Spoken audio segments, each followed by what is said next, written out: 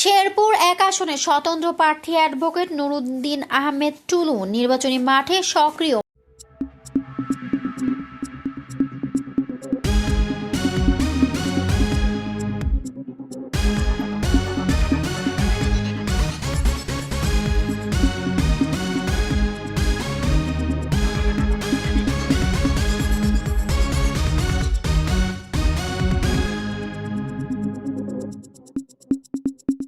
মোহাম্মদ আনোয়ার হোসেন, শেরপুর জেলা প্রতিনিধি।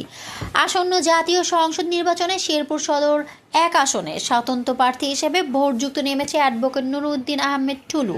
তিনি ভাষা আন্দোলনের অন্যতম সক্রিয় সংগঠক ও মুক্তিযুদ্ধের সময় শেরপুরের সংগঠক হিসেবে গুরুত্বপূর্ণ ভূমিকা রাখা জনাব আহসানুল্লাহর পুত্র এবং ভাষা সৈনিক নূর মোহাম্মদ উকিল সাহেবের নাতি।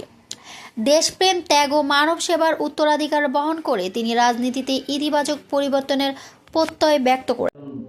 ভাষা সৈনিক এবং বীর মুক্তিযোদ্ধা সংগঠক ছিলেন, মুক্তিযোদ্ধার সংগঠক ছিলেন। এদিক থেকে কিছু বলবেন কি আপনি?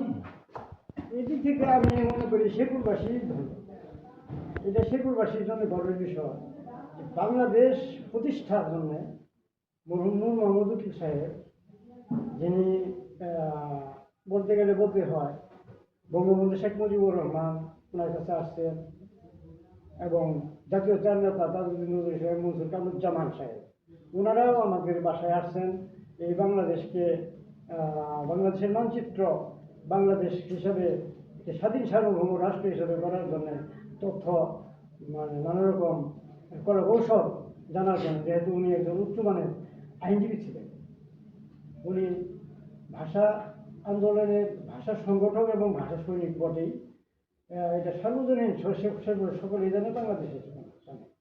আর আমার পিতা, আমার দাদা নূর মোহাম্মদ উকিল সাহেব, আর আমার পিতা আহসানুল্লাহ, উনি ভাষা সৈনিক তো বটেই, কারণ ওনার ওই পিতার নেতৃত্বেই উনি ভাষা আন্দোলনে জড়িত ছিলেন এবং সার্বজনীনভাবে সবাই জানেন, তালিকাভুক্ত।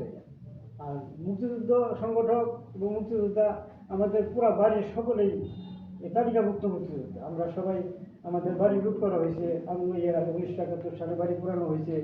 এগুলো আমরা আজ পর্যন্ত কোনো প্রতিকার পাইনি। সরকার থেকে আমাদেরকেও কেউ এরকম উদ্যোগ নিয়ে আমাদেরকে ক্ষতিপূরণ আমরা চাই না, কিন্তু আমাদেরকে এরকম মূল্যায়ন কম করা হয়েছে। ধন্যবাদ অ্যাডভোকেট নুরুদ্দিন আহমেদ টুলু ভাইকে। আমরা তার কথা, তার আলোচনা, তার চাওয়া, শেরপুরকে নিয়ে কাজ করার তার যে চিন্তা চেতনা, এটা আমরা তার মুখ থেকে শুনতে পাইলাম। উনি শেরপুরকে একটি মডেল শহর হিসেবে গড়তে চান। পাশাপাশি ওনার যে চিন্তা চেতনা, উনি সৎ উদ্দেশ্য নিয়ে, সৎ মন নিয়ে, জনগণকে পাশে নিয়ে কাজ করতে চান। আর আমাদের সাথে আজকে মিডিয়া পার্টনার হিসেবে আমাদের সাথে সাংবাদিক বন্ধুরা যারা রয়েছেন, আমার নুমান মামা রয়েছেন, আনোয়ার রয়েছেন আমাদের স্টুডিওতে আজকে, আমার মামা শাকিল রয়েছেন, মঞ্জুরুল রয়েছেন। আমি সবাইকে ধন্যবাদ জানাচ্ছি। প্রিয় শেরপুরবাসী, আমরা চেষ্টা করব এভাবে আমাদের স্টুডিওতে, আমাদের হলরুমে জ্ঞানীগুণের লোক এসে তাদের আলোচনাটা আপনাদের মাঝে ছড়িয়ে দিবেন, তারা আপনাদের দিক নির্দেশনামূলক কথা বলবেন।